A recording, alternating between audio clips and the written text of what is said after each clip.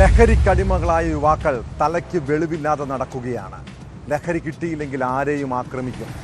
Thiruvananthapuram നെയ്യാറ്റിൻകരയിലെ medical ഷോപ്പിൽ ഒരു സംഘം ചെറുപ്പക്കാർ ലഹരി മരുന്നിന് പകരമായി ഉപയോഗിക്കുന്ന ഗുളിക ആവശ്യപ്പെട്ടെത്തി. ഡോക്ടറുടെ കുറിപ്പടിയില്ലാതെ ഗുളിക തരില്ലെന്ന് ജീവനക്കാരൻ പറഞ്ഞതോടെ പുലർച്ചെ സംഘം ചേർന്നെത്തി ആക്രമണം. ബൈക്കുകളിലെത്തിയ 4 അംഗ സംഘം ജീവനക്കാരൻ്റെ ബൈക്കും ഷോപ്പിലെ ചില്ലും തകർത്തു. അക്രമികൾ വെട്ടുകത്തിയും ആയുധങ്ങളുമായെത്തി കൊലവിളി മുഴക്കുന്നതും ദൃശ്യങ്ങളിൽ കാണാം. കേസിൽ പ്രതികൾക്കായി പോലീസ് അന്വേഷണം തുടങ്ങിയിട്ടുണ്ട്.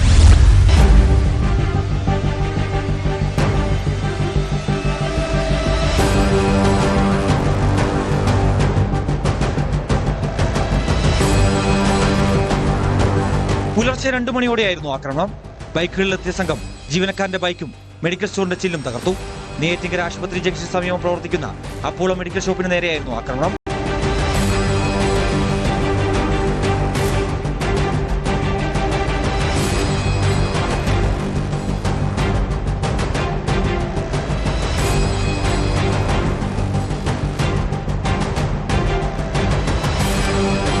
വെട്ടുകത്തി ഉൾപ്പെടെയുള്ള മാരകായുധങ്ങളുമായാണ് 4 അംഗ സംഘം എത്തിയത്. കടയിലെ ജീവനക്കാരനായ അനസിനോട് ഇവർ പുറത്തു വരാൻ ആവശ്യപ്പെട്ടു. ഇയാൾ കൂട്ടാക്കാത്തതിനെ തുടർന്ന് വാതിൽ ബലം പ്രയോഗിച്ച് തുറക്കാൻ ശ്രമിച്ചു. ഇത് നടക്കാതെ വന്നതോടെയായിരുന്നു ആക്രമണം. ബഹളം കേട്ട് പരിസരവാസികൾ ഓടിയെത്തിയപ്പോഴേക്കും അക്രമികൾ ബൈക്കുകളിൽ കടന്നു കളഞ്ഞു.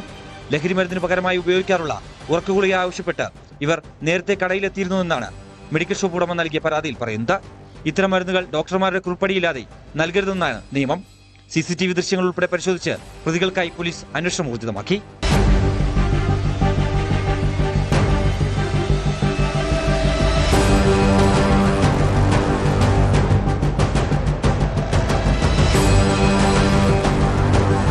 ന്യൂസ് 18 നെയ്യാറ്റിൻകര.